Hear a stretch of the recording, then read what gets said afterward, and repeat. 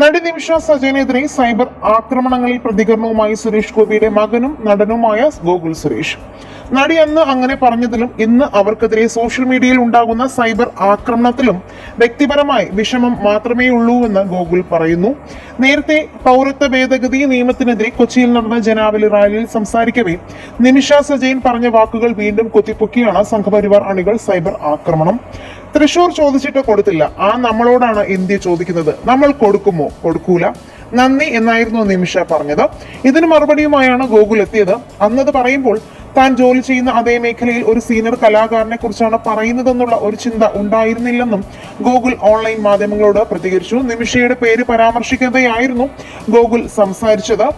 ഇന്ന് അവർക്ക് അതൊരു തിരിച്ചടിയായി മാറിക്കാണാം. അവരെ ഇപ്പോൾ അങ്ങനെ വിഷമിപ്പിക്കുന്നതിലും എനിക്ക് വ്യക്തിപരമായി വിഷമമേ ഉള്ളൂ. അന്നവർ അത് പറഞ്ഞതിലും എനിക്ക് വ്യക്തിപരമായി വിഷമം മാത്രമേ ഉള്ളൂ എന്നും ഗോകുൽ സുരേഷിന്റെ വാക്കുകൾ. അതിനെയൊക്കെ മറികടന്ന് അച്ഛൻ ഇവിടെ വരെ എത്തിയത് വലിയ കാര്യമാണ്. കേന്ദ്രമന്ത്രി സ്ഥാനം കിട്ടിയാലും കിട്ടിയില്ലെങ്കിലും നല്ലത്. ആ സ്ഥാനം കിട്ടിയില്ലെങ്കിൽ പോലും നല്ല കാര്യങ്ങൾ ചെയ്യാൻ അച്ഛന് സാധിക്കും. എന്തെങ്കിലും മോശമോ അബദ്ധമോ പറ്റുമ്പോൾ അത് റിപ്പോർട്ട് ചെയ്യാൻ നിങ്ങൾ കാണിക്കുന്ന വ്യഗ്രത നല്ലത് ചെയ്യുമ്പോഴും കാണിക്കണമെന്നും ഗോകുൽ പറഞ്ഞു.